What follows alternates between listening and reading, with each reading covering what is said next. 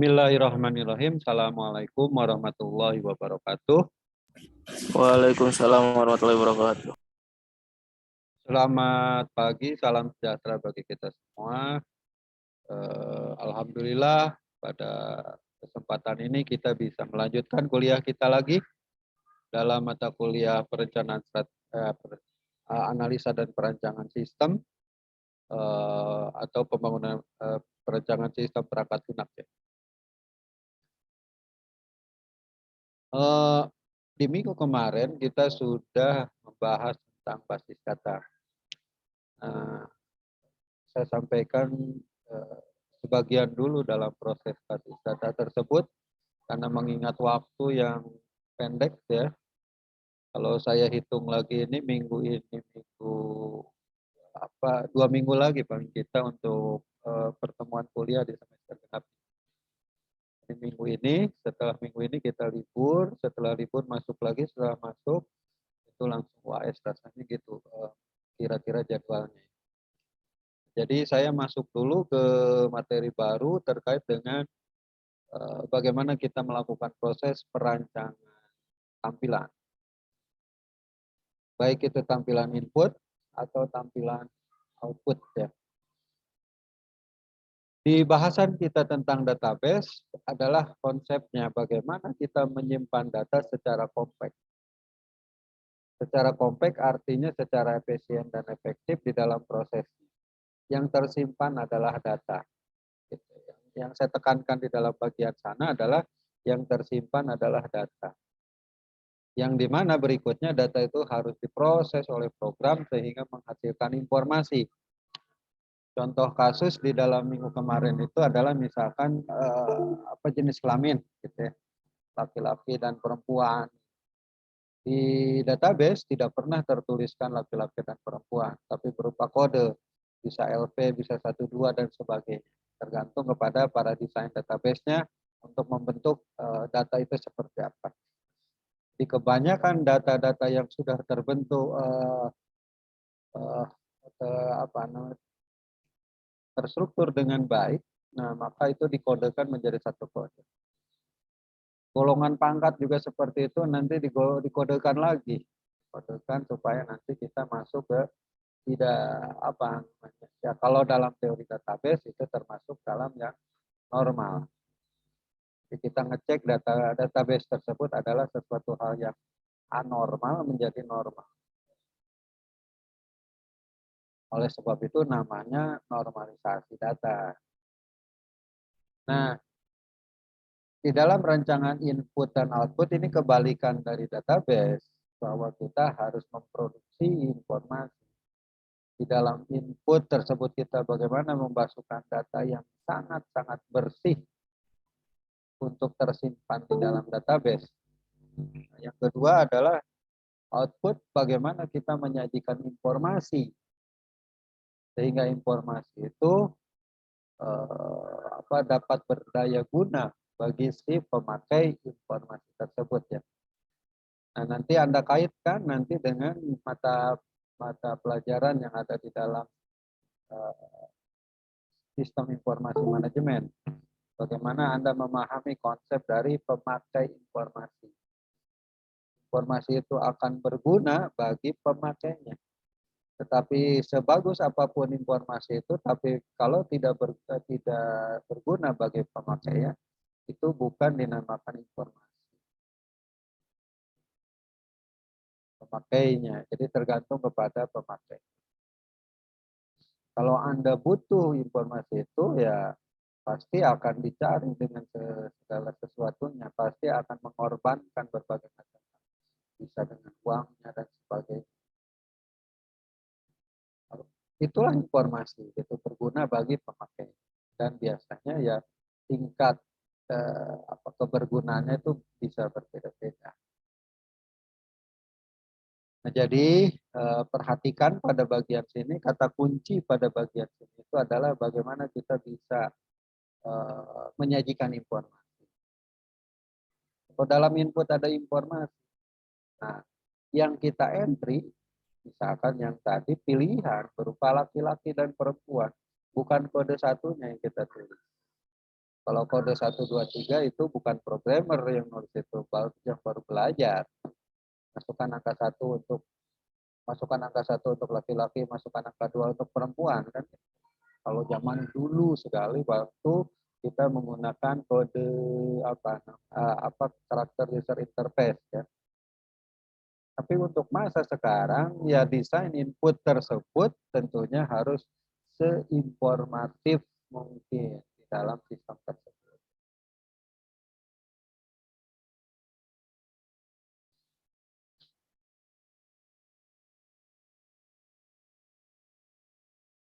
Nah, emang saya bahas ini dalam beberapa mata kuliah ya, dalam slide ini. Nah, slide yang saya sampaikan sekarang ini cara pandangnya dari cara pandang kita di dalam proses merancang sistem.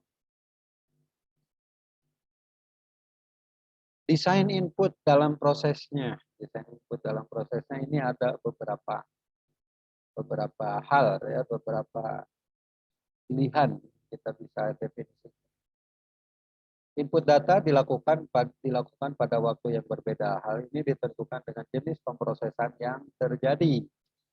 Jadi ada yang dinamakan dengan batch processing, kemudian ada yang dinamakan dengan online processing, kemudian ada yang dinamakan dengan remote batch processing. Gitu. Batch processing, data tidak diproses secara langsung ketika datang, tetapi dikumpulkan dulu di dalam satu kumpulan proses. Tuh. Nah, kalau Anda perhatikan misalkan di melakukan proses seperti ini, kebanyakan yang saya lihat itu di supermarket yang besar-besar, yang kasirnya itu jumlahnya banyak. Jumlahnya banyak, bisa lebih dari 5 sampai 10 sampai 15 berjejer gitu ya. Nah, kebanyakan dari konsep aplikasinya, aplikasi kasir tersebut itu menerapkan konsep batch processing. Proses entry yang dilakukan terhadap datanya. Nah, jadi data itu disimpan dulu di dalam komputer si kasirnya tersebut. Baru setelah dia istilahnya itu ya tidak terlalu banyak pekerjaan, bahasa Sundanya rineh, itu mereka langsung ngirim datanya ke server. Kenapa tidak dilakukan secara online? Jadi biasanya untuk menanggulangi kemacetan di dalam data mereka. Ada kemungkinan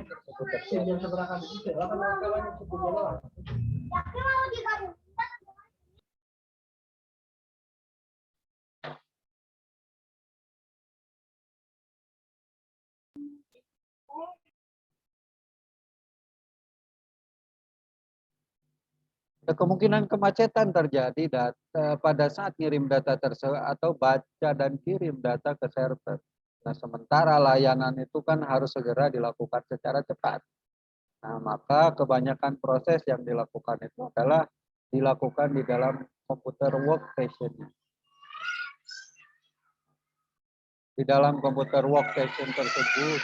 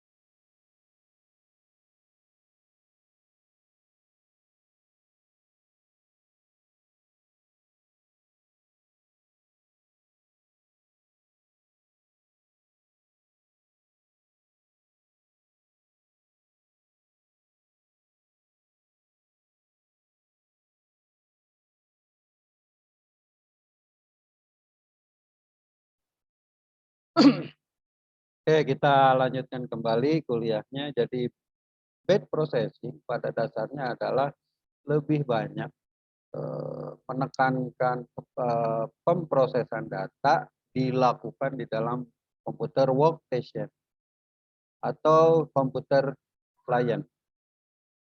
Nah, tujuannya adalah untuk mempercepat proses. Dan dari sisi keamanan network itu sangat-sangat aman. Cuma nanti pada akhir bagian dari data tersebut itu harus dikirimkan datanya secara penting. Pola seperti itu ya. Nah, nanti kita tinggal mendesain sistemnya seperti apa. Nah, tentunya oleh sebab itu di dalam proses kita membangun sebuah software, bahwa yang pertama kita lakukan seperti yang sudah disampaikan di sebelumnya, kita bangun dulu database. Prinsipnya kan itu, prinsip dalam proses kerja kita yaitu adalah bangun dulu struktur tabel yang bagus untuk keperluan sistem kita. Nah, yang kedua yang sedang kita bicarakan hari ini yaitu tentang bagaimana kita mendesain tampilan. Bagaimana mendesain tampilan. Karena dalam proses kita mendesain tampilan, pada akhirnya akan tersimpan di dalam database. Nah, itulah yang menentukan proses kerjanya. Prosesnya seperti apa? Antara form input yang kita buat sampai kepada proses penyimpanan data yang akan dilakukan di dalam sistem tersebut. Tidak mesti algoritmanya itu di awal, kalau kita definisikan di awal itu nggak mesti. Tetapi pada saat nanti kita sudah mendapatkan bentuk dari bentuk dari tampilan yang akan kita buat, nah itulah proses kerjanya. Nah, terus apa yang dilakukan di dalam proses sistemnya? Misalkan Anda menggambarkan DFD sebelumnya. Nah, DFD itu adalah lebih mengarah ke proses bisnisnya. Mengarah ke proses bisnis. Dalam proses yang dijalankan di softwarenya, nanti lebih dulu didetilkan kepada sistem. Jadi maksudnya gini, nanti itu kita pada saat kita mendefinisikan sebuah sistem,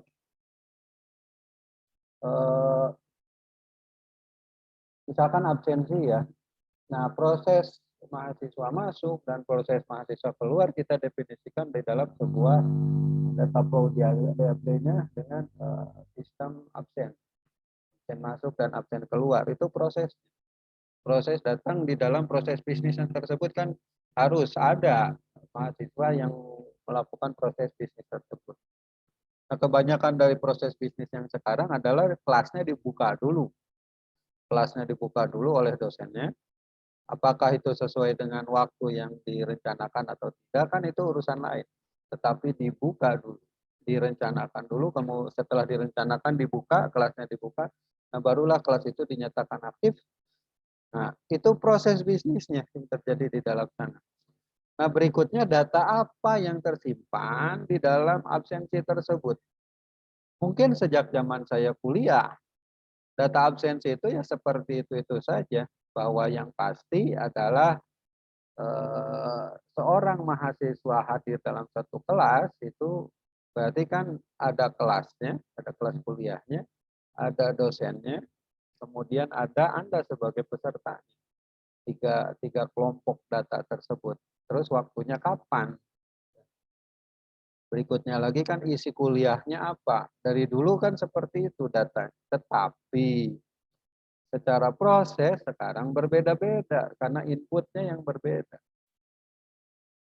Algoritmanya jadi berbeda-beda karena antara inputnya yang berbeda tadi. Misalkan ini ya, misalkan zaman saya dulu kuliah itu kan dosen hanya membawa sebuah kertas yang berisi daftar peserta kuliah. Daftar peserta kuliah. Mahasiswa menandatangan dari masing-masing kolom pertemuan kuliah tersebut.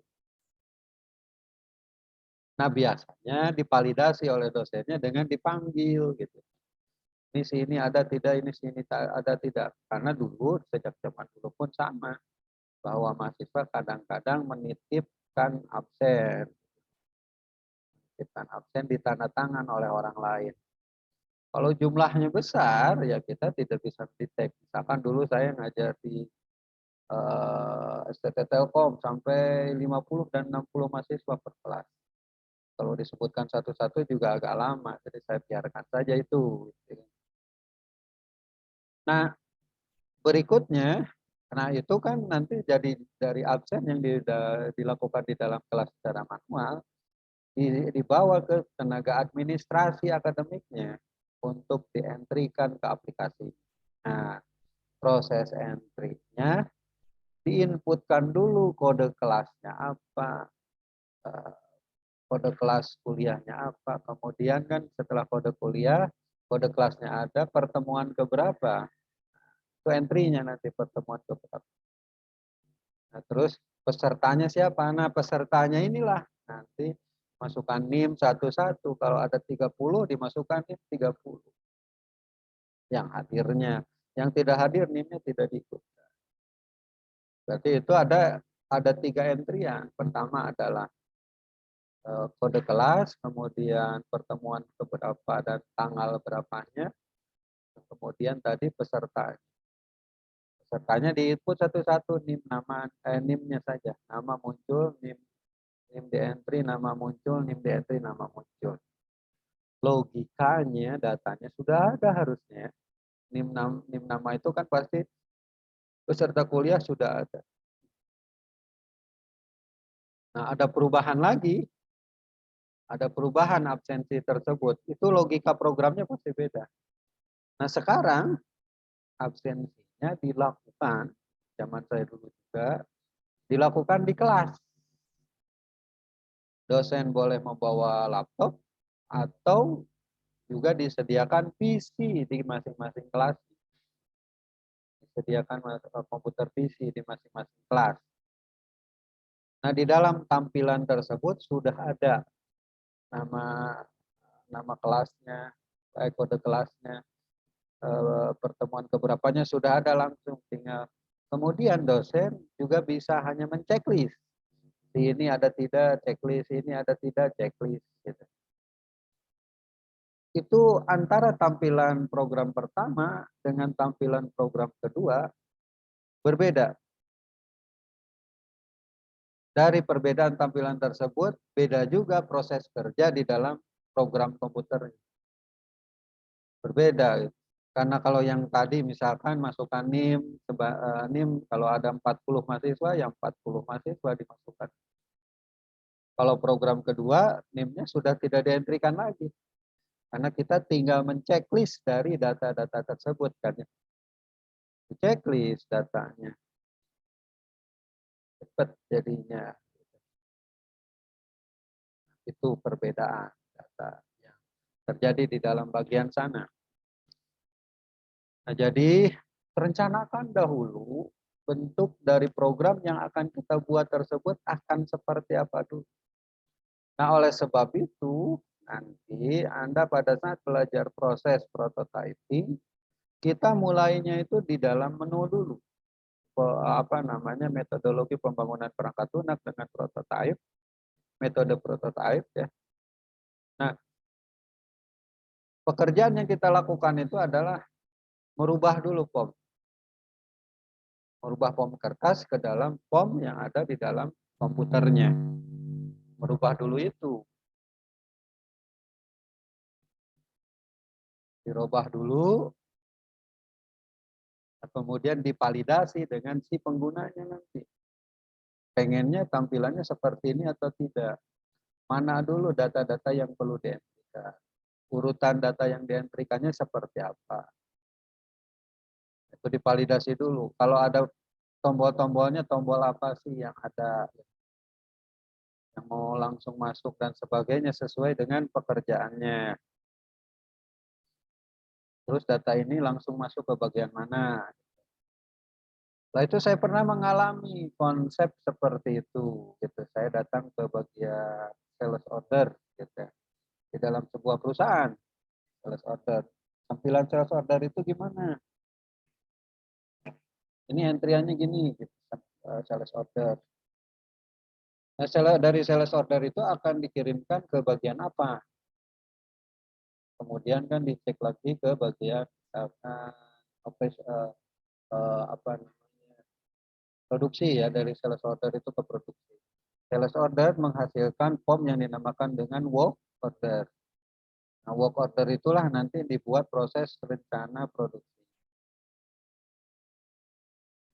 Itu dari tahap awal kita itu belum ke rumus matematik, proses kerja yang apa namanya, jelimet di dalam algoritmanya, tetapi tampilan dulu yang dikerjakan di dalam proses itu. Sehingga ini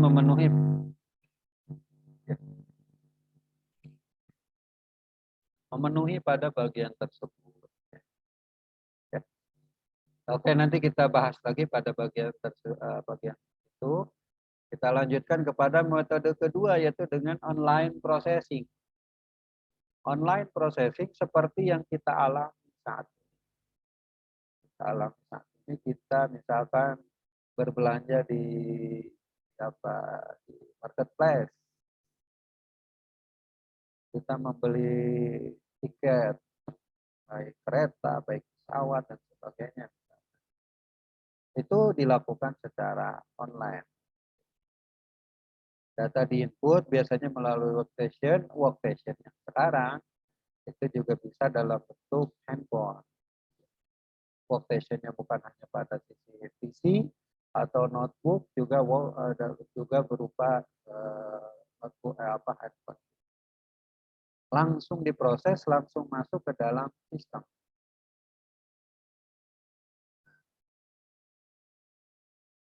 Ada yang polanya seperti itu. Karena kecanggihan server yang terjadi saat ini, maka kebanyakan dari sistem-sistem yang ada tersebut pendekatannya langsung tersimpan kepada server.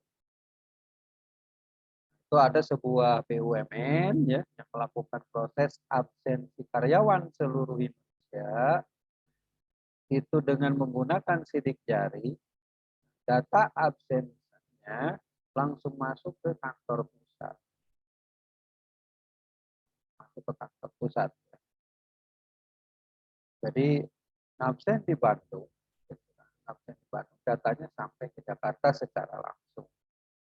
Itu sistem absen. Bahwa jempolnya saja yang ditempelkan ke alat readernya, langsung seperti itu. Nah, sekarang juga hampir semua ya sistem-sistem itu seperti itu juga.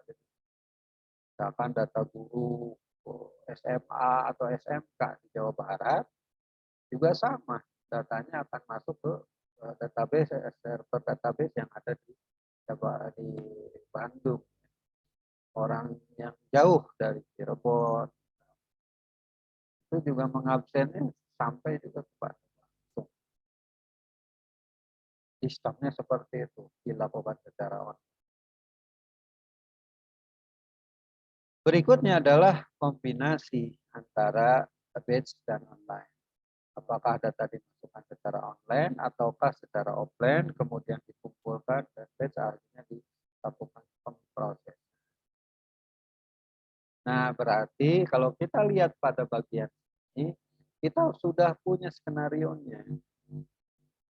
Skenario program itu kita akan lakukan seperti apa. Dengan berbagai macam pertimbangan-pertimbangan yang perlu kita lakukan di dalam sistem tersebut. Pertimbangan apa yang akan dilakukan di dalam proses kerja kita. Nah, perlu diingat mahasiswa sekalian, interface kita itu sekarang banyak interface-nya. Interface program ya. Tadi workstation saya bicarakan sampai dengan handphone. Handphone pun pasti akan terbagi dua nanti layanannya untuk masa sekarang ini, yaitu dengan menggunakan Android dan dengan menggunakan iOS. Tapi kebanyakan itu pada sisi Android-nya saja. Nah, ini penting bagi kita untuk merencanakan dari awal itu interface. Interface ini akan sangat berpengaruh nanti terhadap arsitektur dari sistem arsitekturnya ya. Jadi kalau kita ingin ingin layanan itu ada di handphone, ada di internet, kemudian juga mungkin ada di kantor. Jadi kan ada 3 interface, ada tiga apa? Ada tiga layanan kita atau 3 channel yang kita berikan baik di kantor atau lewat internet atau tadi lewat handphone. Teknik pemrogramannya itu sangat-sangat berbeda. Teknik pemrogramannya karena itu kan data-data itu harus mengalir baik dari handphone, baik dari internet, baik dari. Nah, oleh sebab itu, maka teknik pemrograman yang sering dipakainya yaitu dengan kalau berbasis web, servernya tersimpan di internet ya, itu kata kunci dari proses programmingnya itu adalah RESTful API. Konsepnya API programming, application programming interface, application programming interface. Jadi menghubungkan antara beberapa teknologi yang ada dengan API-nya tersebut. API-nya menyediakan layanan di dalam sistem tersebut, menyediakan layanannya untuk bagaimana input data, proses data, delete data, dan view data, mengambil data. RESTful API itulah nanti yang akan mengaturnya. Satu sistem satu sistem layanan untuk berbagai macam channel. Nah, arsitektur sistemnya jadi lain. Nah, itu berbeda. Nah, jadi aplikasi yang perlu kita bangun terlebih dahulu untuk keperluan itu layanan-layanan, program-program awalnya dulu ya. Setelah kita melakukan proses tadi desain input ya, desain layanannya dengan RESTful-nya tadi. Kalau kita bahas di web. Nah, API programming, application programming interface itu menjadi satu hal yang penting saat ini di dalam teknik pemrograman kita. Facebook menyediakan API, Facebook ya. Kemudian Twitter menyediakan API.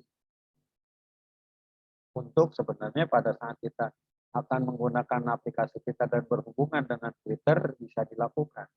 API-nya bisa berjalan. Kita ingin loginnya dengan menggunakan login aplikasi kita dengan menggunakan Facebook, itu bisa dilakukan. Nah, jadi kita disediakan API-nya oleh bahkan untuk layanan Google, semua layanan Google itu disediakan API. Kalau Anda ingin membuat pemrograman dengan menggunakan map-nya Google menyediakan API untuk keperluan itu yang akan dimasukkan ke dalam program Anda. Apakah itu misalkan Anda menggunakan VB.NET atau Embarcadero atau Python dan sebagainya. Nah, itu layanan-layanan Google bisa diakses. Jadi perhatikan para mahasiswa sekalian, kita akan menggunakan batch processing, online processing, atau remote batch processing. 3 bagian itu. Dari awal kita definisikan untuk keperluan pemrosesan.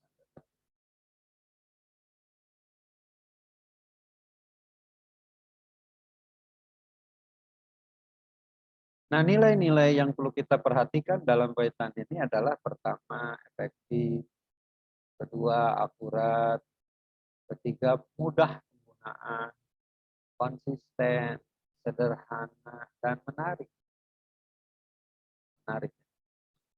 Nah, saya sangat bersyukur punya pengalaman untuk membuat aplikasi bagi orang Jepang. Karakternya sangat berbeda. Kalau kita sering apa membuat program itu sedemikian banyak form yang digunakan, form ini untuk ini, form ini untuk ini, form ini untuk ini.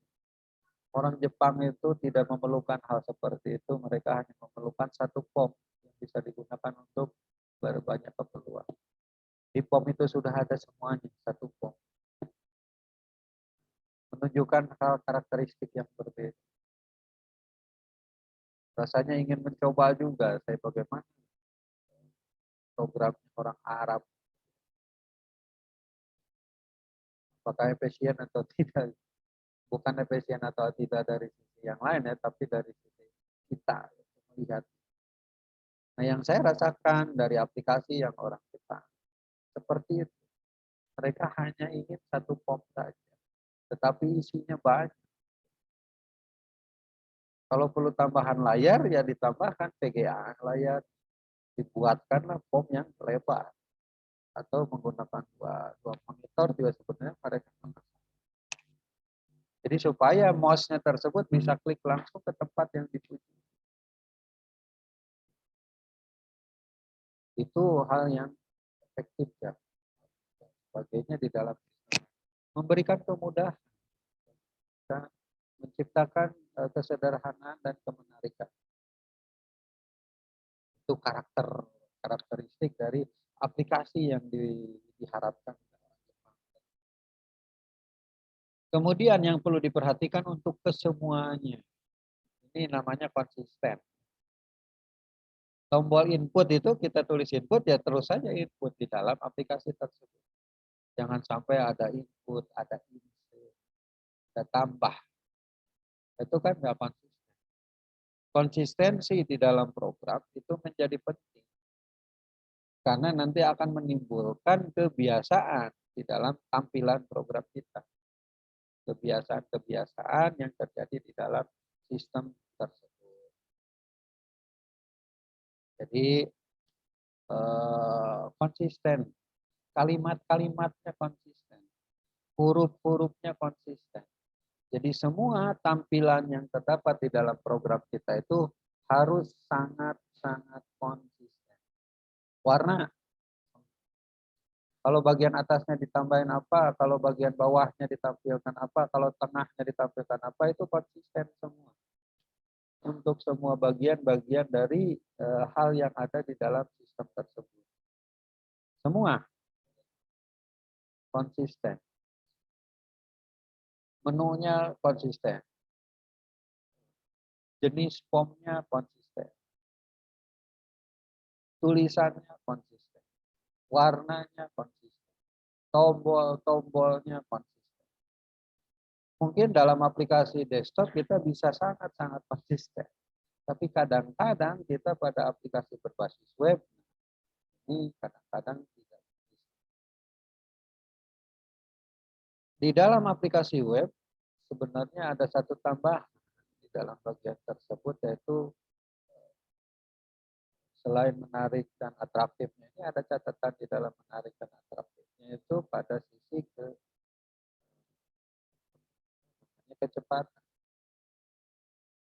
kecepatan render itu. Kita butuh gambar di dalam setiap tampilan aplikasi berbasis web. Nah, tetapi gambar tersebut jangan sampai merusak performa dari sistem. Maksud performa dari sistemnya loading menjadi lambat, menjadi lama. Nah, jadi sedikit mungkinlah gambar atau sekecil mungkin gambar. Jadi dipikirkan seperti apa desain gambar yang kita buat bagus, tetapi tidak memberatkan dari loading data tersebut. Istilah di dalam browsernya itu merender dari HTML menjadi sebuah rendernya.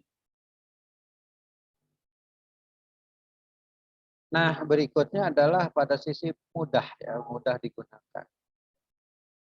Mudah digunakan itu jangan berfokus kepada para programmer. Menurut programmer, mudahnya itu dengan menuliskan kode barang. Mudah. Menuliskan mata. Itu mudah bagi programmer. Tetapi tidak mudah bagi pengguna. harus menghafal nih, dan sebagainya, coba-coba nih, dan sebagainya. Maka dia butuhkan kebiasaan kita menggunakan search engine itu salah satu bentuk dari perubahan program. Kalau kita menuliskan A di dalam program, ya seperti halnya juga di search engine. Ke search engine. Suggest-nya itu langsung ada. Kita mencari nama mahasiswanya Asep. Asep apa ini? Baru tertulis AS, udah SEP-nya udah ada. EFP. Tinggal yang lainnya. Itu canggihnya membuat program harusnya seperti itu. Nah, kenapa demikian? Karena si penggunanya terbiasa seperti itu. Terbiasa kenapa ya? Terbiasa dengan aplikasi-aplikasi yang sering mereka gunakan. Itu akan mempengaruhi terhadap nilai penggunaan yang mudah. Dia akan menilai itu mudah kalau ya sama dengan aplikasi-aplikasi yang sering mereka gunakan. Jadi Anda membuat sistem menu seperti apa? Lihat dulu si penggunanya itu seringnya pakai apa. Sistem menu. Sistem menu kita biasanya dengan menggunakan pola palet yang digunakan dari Microsoft. Pola Microsoft. Jadi kita usahakan membuat programnya seperti itu, tampilan program kita. Karena ini akan memberikan kemudahan berpikir pada mereka. Kalau nge-save itu biasanya dibuat seperti ini. Nah, dia juga akan berpikir sama dengan program yang Anda buat itu. Sama. Berpikirnya sama dia. Pada program tersebut. Itu menjadi penting, ya, mudah. Jangan sampai software-software yang kita buat itu memudahkan program. Oh, ini harus ini dulu, harus ini dulu, harus ini dulu. Nah, itu yang memberikan kesusahan biasanya pada pengguna. Berikan semudah. Aplikasi-aplikasi handphone ya, Android rasanya itu memberikan banyak kemudahan. Sampai anak tidak tahu, sudah bisa menggunakan handphone. Belum bisa baca, tapi sudah bisa menggunakan handphone. Belum bisa baca. Itu ya, kesederhanaan ini tergantung. Bagi saya sebenarnya proses membangun software itu lebih ditekankan kepada hal yang standarnya dulu yang ada di layanan aplikasi kita tersebut. Sebelum kita menggunakan layanan tambahan third party application. Misalkan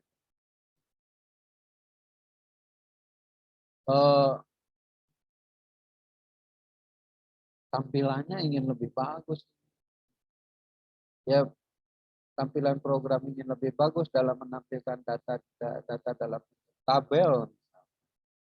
Ini standar JSON. Pakai dulu standar JSON yang ada. Nggak perlu kita membeli komponen tambahan tuh untuk tampilan untuk lebih buat tampilan lebih menarik. Standarnya aja dulu.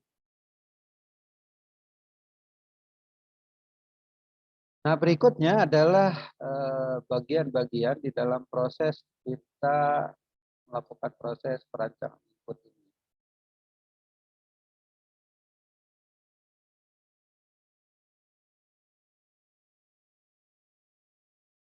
Tadi kita menekankan kepada kalimat konsistennya. Konsisten itu menjadi penting. Kedua, memungkinkan frequent user menggunakan shortcut di dalam sistem menu. Kita harus ada shortcut. Nah, oleh sebab itu palet menu itu menjadi penting. Palet menu dengan konsep yang si Microsoft gunakan. Jadi pada saat Anda membangun pola menu program, ya pola. Kalau nanti terbiasa dengan aplikasi Android, Android yang mana nih yang biasanya banyak digunakan? Lakukan polanya seperti itu. Kalau orang lebih banyak menggunakan pengguna Anda, lebih banyak menggunakan aplikasi marketplace, ya tampilannya seperti marketplace aja yang Anda buat untuk yang di Android. Berikutnya adalah memberikan umpan balik yang informatif.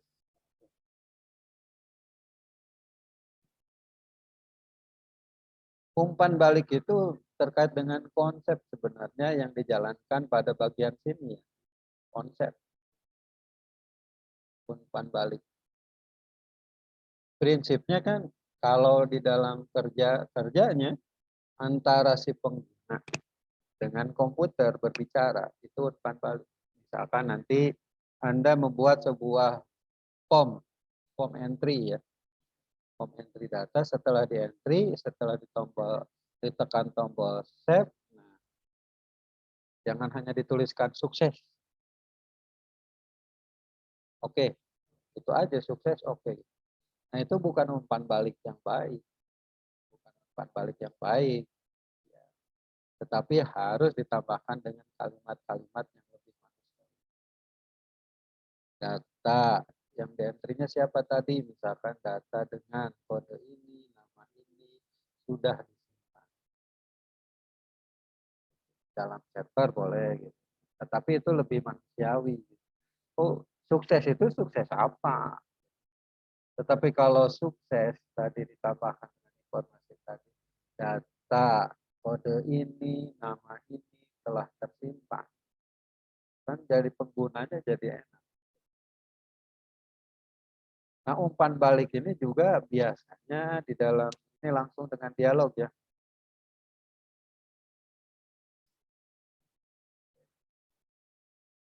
Berikan pencegahan kesalahan, penanganan kesalahan, dan sebagainya. Pada saat si user itu melakukan proses kekeliruan terhadap entry, jangan sampai Anda menuliskan Anda salah. Yang Anda tuliskan salah. Tidak tepat. Dari sisi umpan balik, dari sisi dialog, dari sisi hal-hal lain. Itu adalah menunjukkan para programmernya yang kurang humanis, kurang memanusiakan manusia. Programmernya manusia. Program itu hasil kerja dari manusia. Jadi jangan sampai dianggap mesin. Yang berdialog tadi adalah komputer dengan kita si pengguna.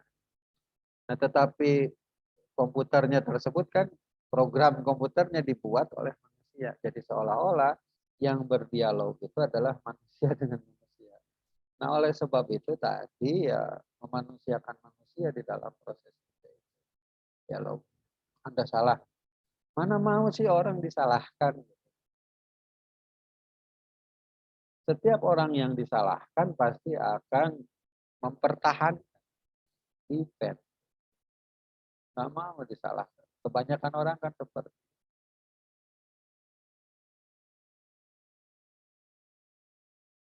jadi kalau ada kesalahan, berikan kalimat yang baik dan berikan petunjuk yang baik. NIM yang dimasukkan salah. Nah, itu bukan kalimat yang baik. Jadi dengan hal-hal yang lebih halusnya lagi. Bisa dituliskan dengan kurang tepat, kurang apa namanya, belum sesuai aturan, misalkan gitu. Hal yang diinginkannya ini itu ya.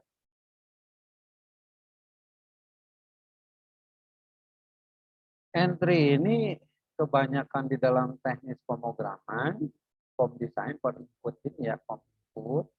Form input itu kan konsepnya adalah memasukkan data yang benar, data yang bersih ke dalam database supaya tidak jadi sampah data di dalam database. Nah, oleh sebab itu screening awal dari data itu ada di dalam form input. Jadi awalnya. Kalau screening awalnya kotor, ya datanya akan menjadi kotor. Apalagi aplikasi-aplikasi di dalam aplikasi web. Nah, itu perlu diperhatikan pada saat kita memasukkan data. Karena kebanyakan dari data-data yang ada di aplikasi web itu kan rata-ratanya auto number ya. Karena auto numbernya tersebut, maka data tidak akan pernah ada yang duplikat sama. Karena auto numbernya tersebut dibuatkan terus nomor-nomor baru. Sehingga kalau tidak hati-hati dengan data yang dimasukkan, itu bisa jadi banyak data kosong. Jumlahnya bisa 1000, misalkan ribuan data, tetapi data yang bersihnya itu hanya setengah.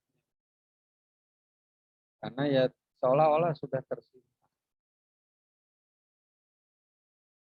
Memberikan pencegahan kesalahan dalam penanganan kesalahan yang sedang. Ini berusaha untuk kita membuat data itu bersih. Di dalam desain database, nanti Anda bicara salah satu bagian dari database itu, apakah data itu harus diisi atau tidak. Itu sudah terdefinisi sejak awal. Dari tipe datanya, dari jangkauan datanya, jangkauan data ya, misalkan nanti entry tanggal lahir. Ini jangkauan datanya gimana sih tanggal lahir? Dari tahun berapa ke tahun berapa harus tahu itu, harus didefinisikan dengan di dalam kamus data, di dalam perancangan sistem ada harus. Sehingga para perancang database itu sudah mendefinisikan tahun lahir itu kira-kira apa. Sehingga bisa dicegah kesalahan. Orang baru 1 bulan bisa dimasukkan. Untuk entry data mahasiswa misalnya. Tanggal lahirnya itu kan yang normalnya ya mahasiswa itu 18, 19 tahun. Ya antara 17, 18, 19. Jadi jangan sampai yang baru 1 tahun bisa di-entry. Ada jangkauan. Itu ada kemudian yang berikutnya lagi adalah data yang diisi atau tidak diisi. Boleh diabaikan. 0 dengan not nullnya. Kalau data-data penting gitu, data-data yang pasti tidak boleh nol itu adalah key. Key-nya itu tidak boleh kosong. Kemudian nama misalkan, nama ini harus diisi atau tidak. Nama ini bukan key. Kebanyakan nama bukan key. Tapi harus ada. Nah, maka kita tuliskan di dalam database-nya yaitu null. Not null. Tidak boleh kosong.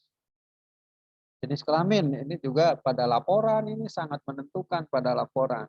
Karena di dalam laporannya katakanlah itu perlu dipisahkan antara laki-laki dan perempuan.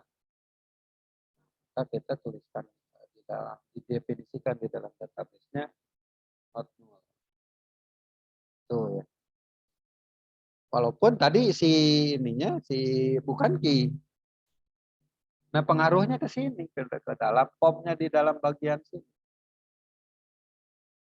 Jadi kalau kosong pada saat kosong di entry-nya tidak diisikan, masuk ke dalam database dan di database-nya not null, nah maka itu akan terjadi kesalahan dalam program kita berikutnya.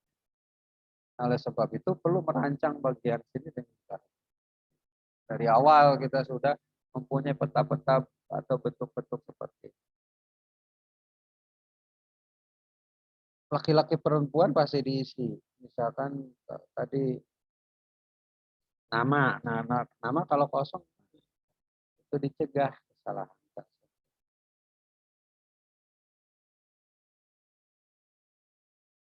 Tanggal lahir. Kalau tanggal lahir ini perlu proses tersendiri di dalam program. Memungkinkan atau tidak, masuk logika atau tidak.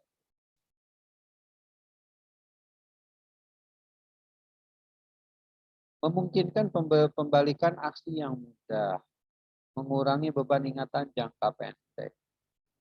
mengurangi ingatan jangka pendek dulu ya. Prinsip dari ingatan jangka pendek ini adalah nilai-nilai default yang ada di dalam program.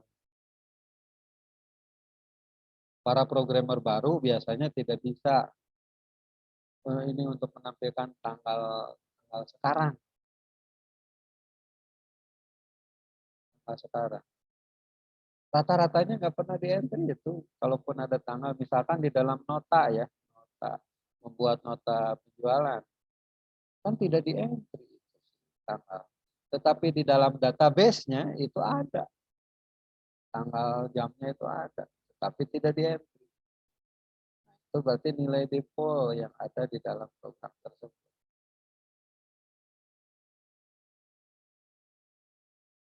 Nilai default-nya. Semua harus ada, diperhatikan nilai-nilai default. Nilai default sebuah bisa berbeda-beda. Setiap orang tergantung karakternya yang terjadi. Nilai default dari masuk misalkan agama.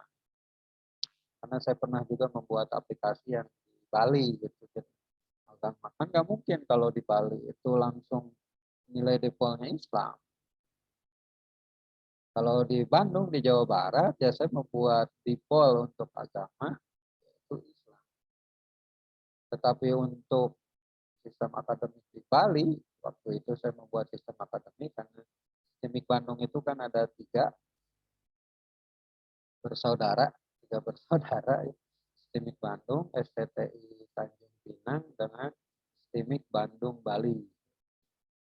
Nah, waktu menginstalkan aplikasi di Bali ya saya harus merubah nilai default untuk agama misalkan di data agama. Di Bali kan ada Hindu yang menjadi default utamanya itu. Berikutnya adalah mengurangi beban jangka pendek itu pada sisi-sisi hal yang lain. Misalkan periodisasi dalam program itu selalu ada. Periodisasi dalam bisnis juga selalu ada. Nah, periode itu harus menjadi ingatan jangka pendek. Tidak perlu di entry. Tidak perlu di entry. Misalkan ini Anda sekarang sedang berada di semester genap tahun 2001-2022. Harusnya setiap proses entry itu tidak perlu ada. Itu dijadikan nilai default application. Nah, kalau berganti semester ya ganti defaultnya tersebut. Kalau nanti itu di-entry-kan terus gitu, ya emang diperlukan data itu diperlukan tadi di periode tadi ya semester dan akademiknya semester genap 2021-2022 itu perlu. Di absensinya kan seperti itu. Di KRS juga ada data itu. Data tahun akademiknya ada. Tetapi data itu tidak perlu dibuatkan di dalam form entry secara khusus. Setiap form di KRS misalnya, ya tidak perlu dituliskan. KRS Anda kan tinggal menuliskan aja nih nama mata kuliah apa yang akan Anda ambil. Tahun akademik dan semesternya kan sudah default harusnya dari untuk aplikasi akuntansi gitu kan. Defaultnya juga harus untuk bulannya itu bulan berjalannya juga menjadi satu ingatan jangka pendek bagi program. Si usernya nggak perlu menulis ulang lagi di bulan apa. Nah itu bisa langsung ya.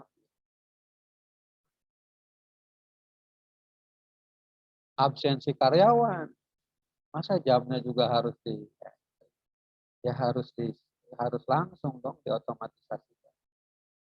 Itu hal-hal penting yang ada di dalam proses pemrogram itu pentingnya seperti itu. Pada saat kita melakukan proses desain, perancangan, memungkinkan pembalikan aksi yang mudah.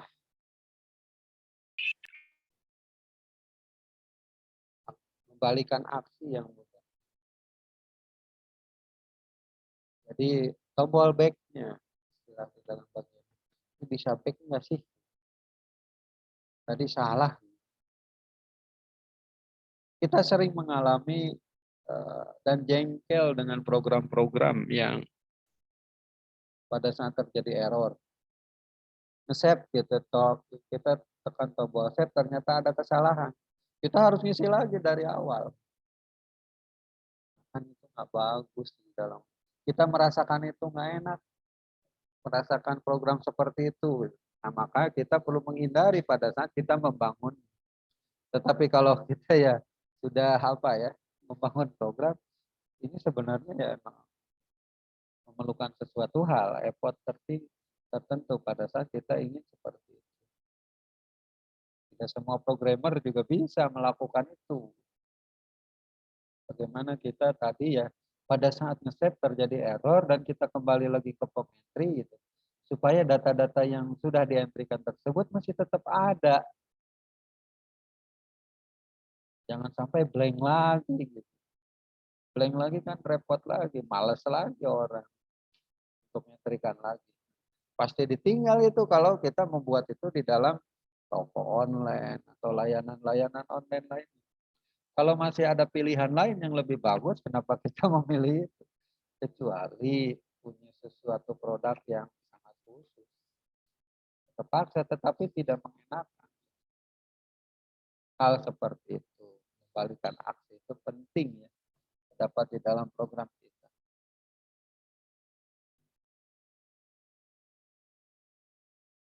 Berikutnya ya, nah perlu diperhatikan di dalam bagian-bagian dari proses ini adalah alat. Metode inputnya ini apa yang akan kita gunakan. Nah bagi mahasiswa-mahasiswa sekarang, perlu diperhatikan dengan alat.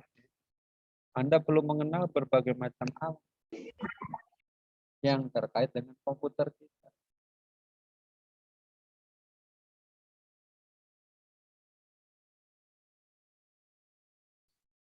Semuanya serba otomatis. Kadang-kadang kita tidak membutuhkan keyboard. Kadang-kadang kita tidak membutuhkan mouse untuk menjalankan program kita. Saya pun sudah selama berpuluhan tahun tidak menggunakan mouse di dalam pemrosesan komputer. Mouse di luar ya, kalau mousepad ya andalkan saja keyboard. Nah, tetapi untuk aplikasi-aplikasi bisnis ini pasti akan banyak terkait dengan metode input, alat-alat inputnya. Jadi pesan pada bagian ini itu Anda perlu mengenal cara kerja dari alat-alat tersebut. Cara kerja barcode itu gimana sih? Nah, kalau menghubungkan barcode dengan aplikasi Anda gimana sih? Jadi pada saat Anda mendesain itu kan sudah tahu cara kerjanya seperti apa. Touchscreen itu seperti apa sih kalau ada di dalam PC komputer gitu.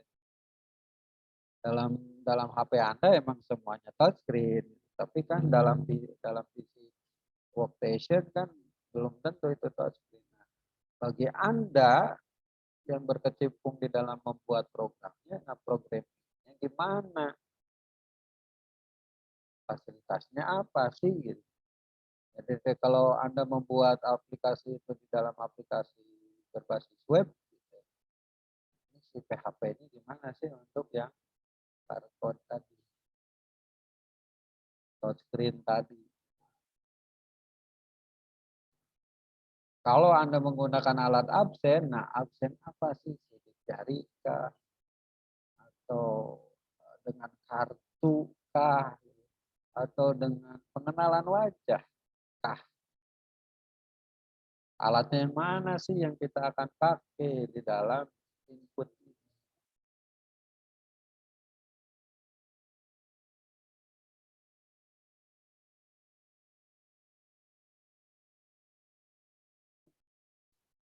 Teknologi gambar itu sudah sangat apa namanya ya, sudah sangat berkembang sangat pesat. Pengenalan bentuk, pengenalan gambar tersebut.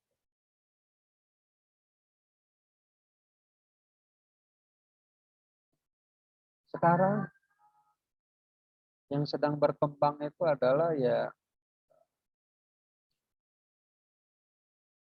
OCR, kan udah sangat untuk alat input ya, alat input ini OCR.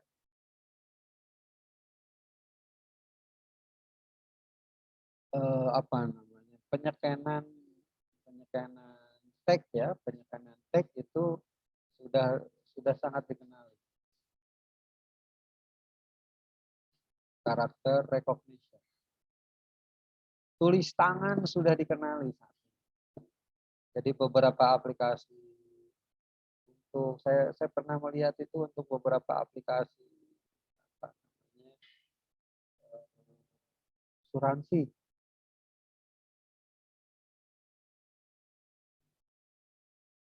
Aplikasi asuransi ya. Saya lihat tampilan aplikasi asuransi itu tampilannya seperti form yang ada di bank. Itu ditulis, tidak diketik, tidak di apa ya, itu ditulis.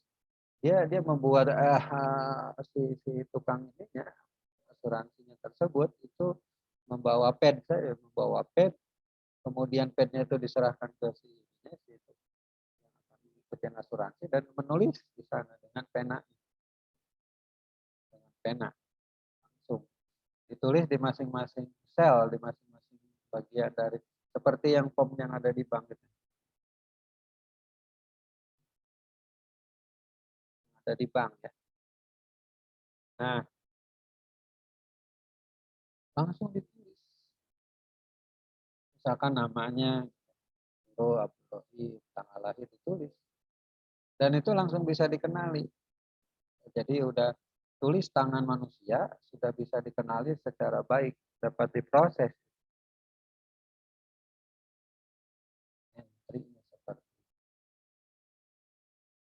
Nah, sehingga LJK yang saat ini kan sangat berbeda jauh dengan LJK yang zaman saya dulu. LJK yang zaman saya dulu SMPTN katakanlah itu apa harus hitam banget di bulat ini. Seluruh bulatan harus berwarna hitam yang dipilih. Jadi agak lama. Di pensilnya juga yang bagus untuk keperluan tersebut HP. Untuk sekarang cuma dititikin saja bisa. Si LJK tersebut dicoret saja bisa dicek. Atau mungkin diberi tanda silang juga boleh. Enggak masalah untuk LJK. Nah, Anda perlu mengenali cara kerja dari alat-alat seperti alat-alat kerja seperti ini gitu ya. Alat-alat inputnya ini penting karena ya itu akan mempercepat proses. Nah, pengalaman si apa namanya si Trans Studio lah, Trans Studio, Trans TV ya, melakukan rekrutmen yang karyawan yang sangat banyak waktu itu. Sampai yang ngikut ke apa namanya ngikut tesnya itu penuh di Stadion Utama Senayan. Jadi sekitar 60 sampai 80 ribu orang. Sebentar.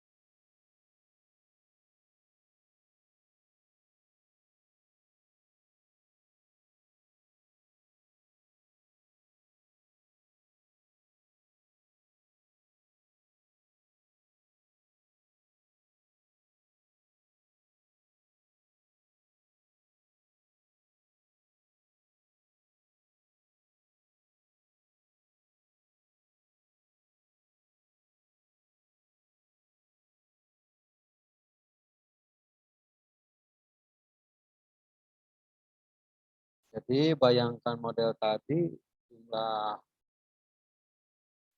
peserta tesnya katakanlah 80.000 dan harus selesai cepat dalam proses pemeriksaan. Tanpa alat LJK, nah maka itu bisa berhari-hari mungkin untuk menyelesaikan pemeriksaan. Tapi dalam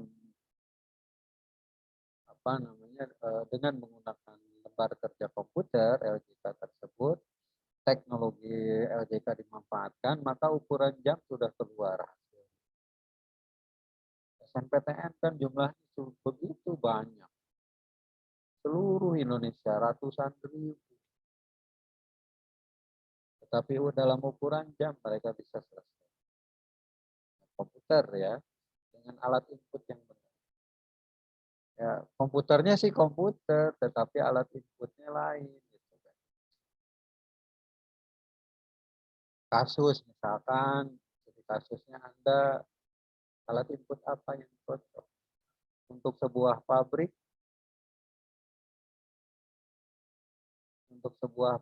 tekstil yang jumlah karyawannya 5.000, jumlah karyawannya 6.000,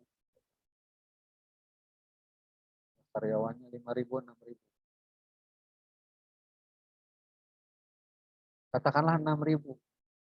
6.000 itu dibagi dalam 3 shift kerja.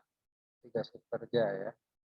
Dalam 3 shift kerja itu berarti pada saat absen itu ada yang pagi 2.000, yang siang 2.000, yang siang 2.000, yang malam 2.000. Pagi siang 2.000 gitu ya. 2.000, 2.000, 2.000 jadi 6.000. Tetapi pada saat absen, terutama absen itu kan selalu berputar gitu ya.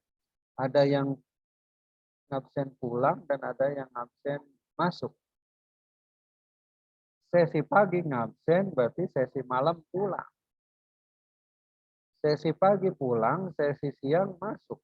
Berarti ada 4.000 yang perlu dilayani, 2.000 masuk, 2.000 keluar. Alat apa yang kita bisa gunakan untuk keperluan itu? Apakah wajah? Apakah jempol? Apakah barcode? Atau hal lain?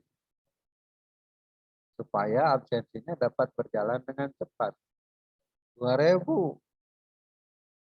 untuk absen jam datang dan 2.000 untuk absen pulang.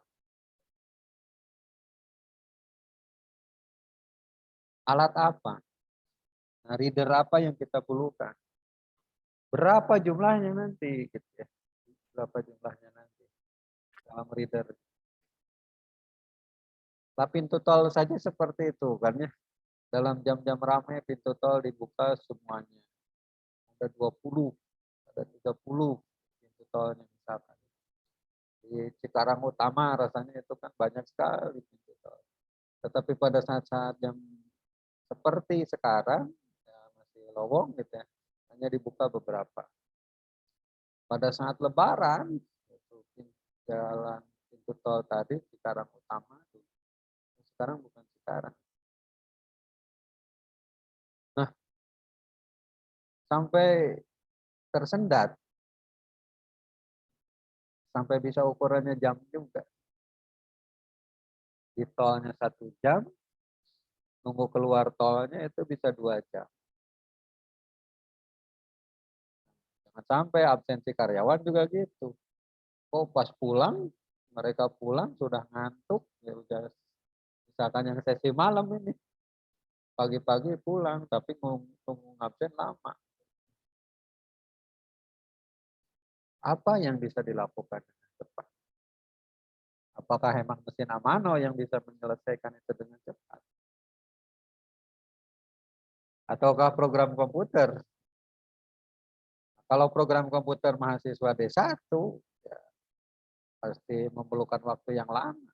Seperti hanya ngabsen karyawan yang jumlah karyawannya hanya 20 orang. Nah, itu penting ya. Saya tidak membahas bagian-bagian yang lainnya, tetapi teknologi itu pada saat kita melakukan proses perancangan sistem, teknologi input itu menjadi penting. Bagaimana kita secepat mungkin bisa mengcapture data itu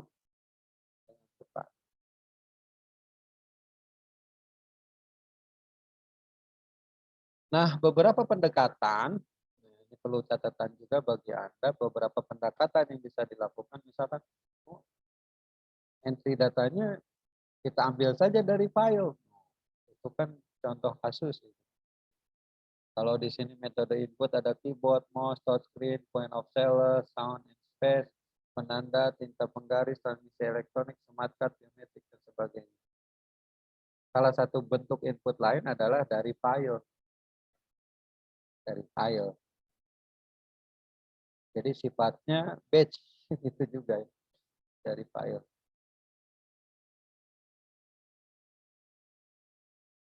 Eh, apa namanya ya, bentuk datanya inputnya dari file masuk langsung ke database sehingga menjadi sebuah report. Nilai, saya menangani misalkan sampai 100 lah atau 150 mahasiswa. Nah, kalau petugasnya harus ngentri 100 mahasiswa, berapa waktu yang dibutuhkan? Nah, kalau jumlah mahasiswanya, bayangkan. Kalau Anda mau membicarakan ukuran yang besar, ada sebuah perguruan tinggi yang jumlah mahasiswanya sampai 30.000. Jadi kira-kira dibagi 4, itu 7.000 per angkatan. 7.000 per angkatan.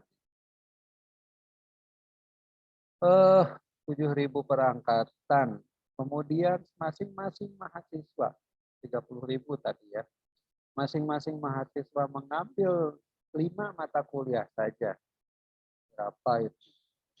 Jadi dari 30.000 dikali 5 mata kuliah, 3 kali 5, 150.000. 150.000 data. Harus di-entry untuk data nilai. Kalau absennya di entry gimana? Petugasnya misalkan sampai berapa? Katakanlah petugasnya 20. Petugasnya 20 ya. 150.000 data dibagi 20. 150.000 dibagi 20. Di per hari harus jadi entry berapa? Kalau di entry satu-satu. Tetapi kalau pendekatannya dengan menggunakan tadi file Excel, nilai itu kan setiap dosen pasti menggunakan Excel untuk melakukan proses perhitungan. Setidaknya kalau tidak Excel ya spreadsheet, sheet yang lain. Tetapi pas ujung akhirnya pasti ke XL, XLS ya. Nah, ya sudah aplikasinya menerima input dari file Excel, langsung masuk ke database. Nah, itu tidak perlu waktu lama. Mau berapapun datanya pada prinsipnya. Jadi mudah. Bayangkan tadi, kalau ngabsennya gimana sih mahasiswa dengan jumlah 30.000 tadi. Nah, itu para mahasiswa sekalian, bayangkan dengan jumlah-jumlah data yang begitu banyak, begitu besar. Alat input apa yang kita bisa berikan kemudahan kepada aplikasinya. Alat input apa yang kita beri kemudahan. Nah, jadi kan tadi proses programnya jadi berbeda kan antara entry nilai dengan menggunakan satu-satu nilainya dengan entry nilai dengan menggunakan dari file. Programnya jadi lebih pendek. Tetapi template-nya ya harus benar-benar sesuai. Kalau tidak sesuai template ya lebih repot lagi. Pasti programnya pasti lebih banyak lagi.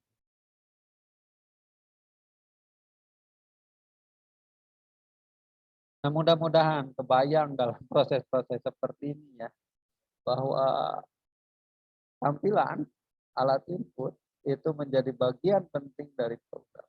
Saya tidak membahas tentang bagaimana hal-hal yang terkait dengan di mata kuliah interaksi manusia dan komputer. Karena itu bahasanya lain lagi gitu. Nah, dalam bagian sini saya membahasnya pada bagian yang sudah saya sampaikan.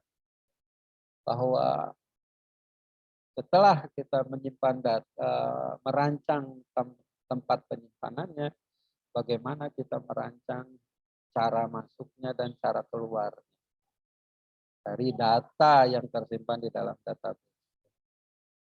Dua-duanya itu terkait dengan input dan output itu informasi.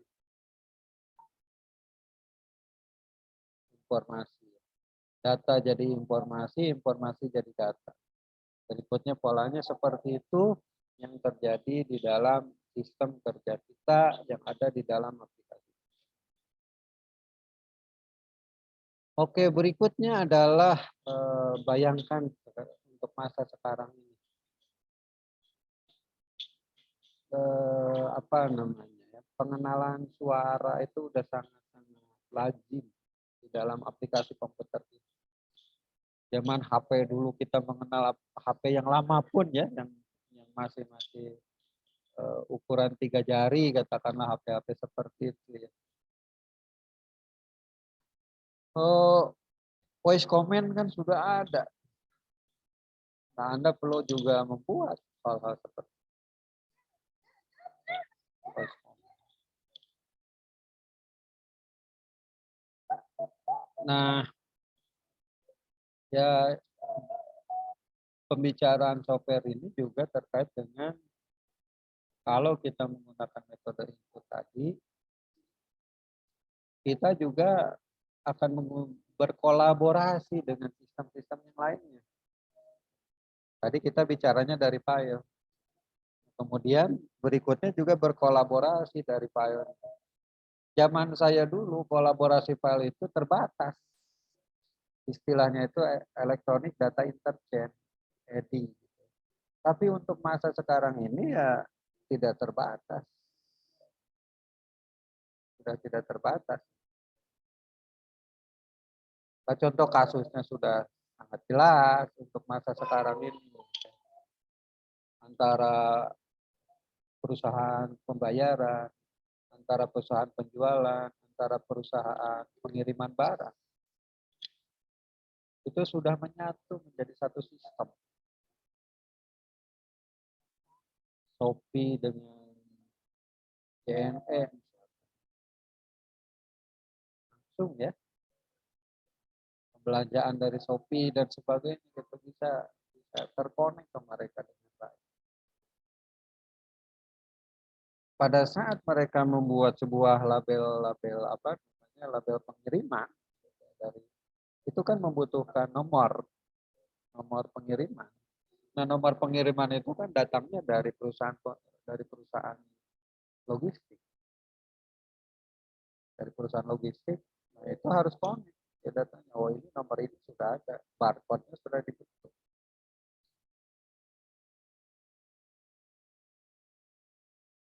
Berikutnya ke pembayaran, fintech-nya dan sebagainya itu sudah menjadi satu ekosistem tersendiri. Di input itu tadi input hanya dari alat standar. Kemudian kita merancang input dalam sebuah form. Berikutnya lagi input bisa berupa file. Berikutnya lagi input tadi itu bisa berupa informasi yang didapat dari aplikasi yang lain. Electronic Data Interchange. Jadi ini perlu standarisasi. Prinsip tadi ya API, prinsip interface itu menjadi satu bentuk keharusan ada di dalam aplikasi-aplikasi modern sekarang. Zaman saya sebutannya masih modern, zaman sekarang modern, tapi modernnya ya modern sekarang ini modern nih sesuai dengan situasi dan kondisinya yang terjadi saat ini.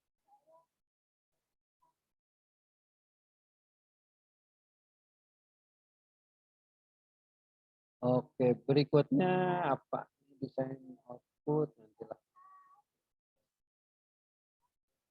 Usahakan di dalam konsep-konsep membuat user interface ini ya, user interface atau tampilan program dan sebagainya menyesuaikan dengan kebiasaan aplikasi. Ya, kebiasaan itu. Untuk para administrator kebanyakan ya standar aplikasinya, bahkan karakter user interface saja mereka masih menggunakan. Tetapi untuk yang lain ya bentuk tampilan ya harus sesuai dengan yang software-software yang selalu digunakan oleh mereka. Kalau mereka menggunakan Word, gitu ya, sering menggunakan Word ya, tuntutan aplikasinya seperti itu. Kalau mereka sering menggunakan Excel, ya tuntutan aplikasinya juga akan seperti itu. Jangan sampai, kok kita membuat sebuah tabel, tapi jumlahnya kok nggak ada ya, subtotalnya, totalnya dan sebagainya tidak ada ya. Sementara di apa namanya di Excel itu kan bisa dibuat dengan mudah. Kok di program kita tidak ada tampilan. Nah, kan itu sering menjadi pertanyaan-pertanyaan umum. Mereka membandingkan apa yang bisa dilakukan oleh Excel, kemudian tidak ditemukan di dalam program kita. Nah, oleh sebab itu tuntutannya ya harus seperti Excel sendiri.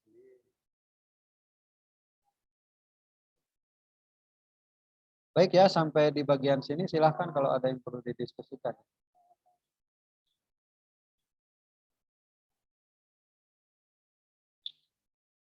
Nah, bahasan tentang input ini akan POM ya atau interface ini, input output ini pasti akan dibahas lagi di satu materi kuliah lain, yaitu interaksi manusia dengan komputer. Nama mata kuliah.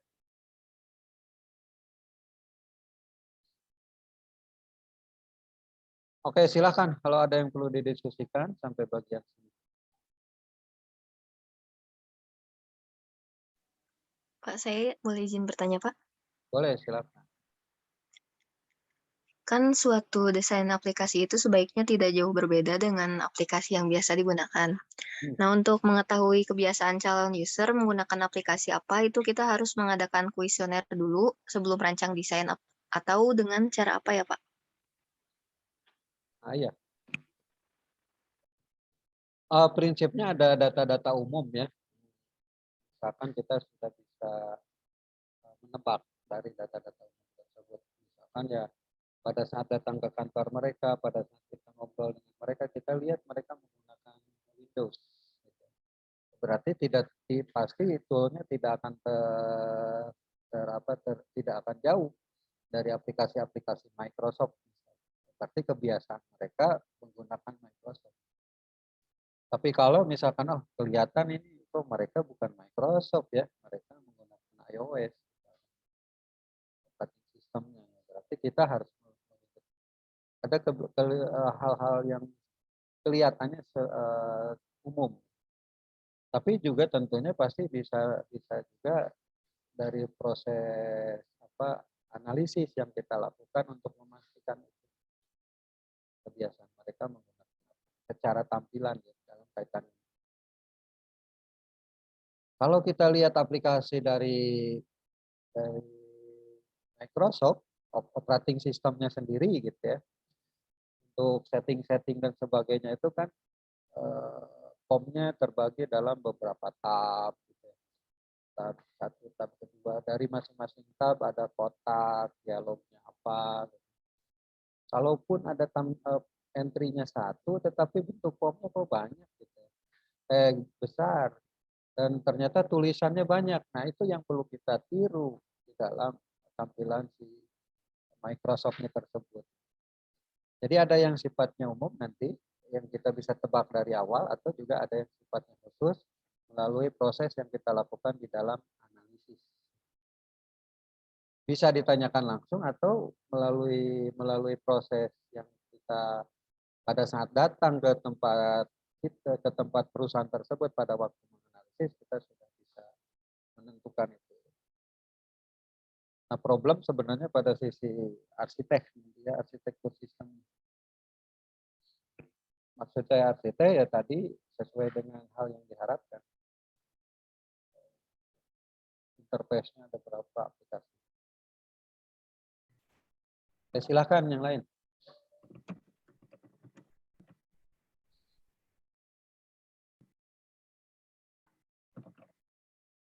Mudah-mudahan Anda di IMK bisa memahami konsep lebih awal, lebih detail lagi, apalagi kalau kita sedang memasuki dunia global tadi. Saya memahami konsep dari orang Jepang, kemudian di orang Jepang juga kan hurufnya juga berbeda. Kira-kira karena katakan ada kanji. Untuk tahun juga rasanya juga berbeda. Tahun Jepang itu berbeda. Kita sangat dimudahkan dengan mengikuti pola yang Latin semua. Untung nggak huruf Jawa atau huruf Sunda. Gitu. Oke, silahkan. Kalau ada yang perlu didiskusikan lagi, silahkan. Nah, untuk hari ini saya tidak mendistribusikan kuis ya. Tidak keburu untuk membuat soalnya. Mungkin nanti pada saat waktu lain. Kalau tidak ada yang perlu kita diskusikan, saya cukupkan sekian dulu untuk pertemuan hari ini. Terima kasih atas segala perhatiannya. Assalamualaikum warahmatullahi wabarakatuh. Jadi langsung tutup ya. Tidak ada kuis. Oke, saya